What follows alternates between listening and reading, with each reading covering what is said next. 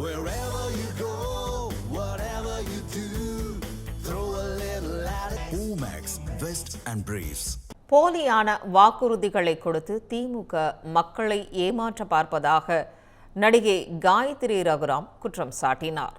திருப்பூர் மாவட்டம் அவிநாசி தனி சட்டமன்ற தொகுதியில் பாஜக வேட்பாளர் எல் முருகனை ஆதரித்து அவிநாசி ஊராட்சிக்குட்பட்ட பெரியாயிபாளையம் பகுதியில் நடிகை காயத்ரி ரகுராம் பரப்புரை மேற்கொண்டார். இதில் எல் முருகன் மற்றும் கூட்டணி கட்சி நிர்வாகிகள் உடனிருந்தனர்.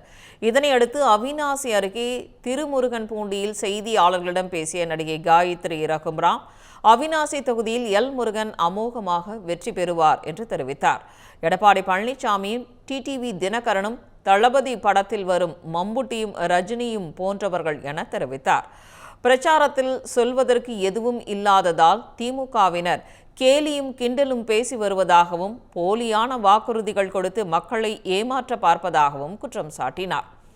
நடிகர்களை பார்க்க வரும் கூட்டம் வாக்குகளாக மாறாது என்றும் காயத்ரி ரகுராம் தெரிவித்தார். விஜய்க்கு அரசியல் அனுபவம் இல்லை என்றும் அவர் என்ன மாற்று அரசியலை கொண்டு வரப் போகிறார் என்பதை அவர் அறிவித்துள்ள வேட்பாளர்களின் பின்புலத்தை பார்த்தாலே தெரியும் என்றும் காயத்ரி ரகுராம் குறிப்பிட்டார். அவிநாசி மாவட்ட தொகுதிக்கு டாக்டர் எல் முருகன் அவர்களுக்காக நான் இங்கே பிரச்சாரத்துக்காக வந்திருந்தேன். ரொம்ப அமோக வெற்றியில் கண்டிப்பாக அண்ணன் அவர்கள் வெற்றி பெறுவார். திமுக ஆளுங்கட்சி இப்போ ஒன்றுமே செய்யல, ஆனால் பேசுறதுக்கு ஒன்றும் இல்லை, வெறும் கேலி கிண்டல் மட்டும் பண்ணி நம்ம வாக்குகளை பெறலாம் அப்படின்னு நினைக்கிறாங்க. கேலி கிண்டல்லாம் வாக்குகள் பெற முடியாது, அது அரசியலே கிடையாது.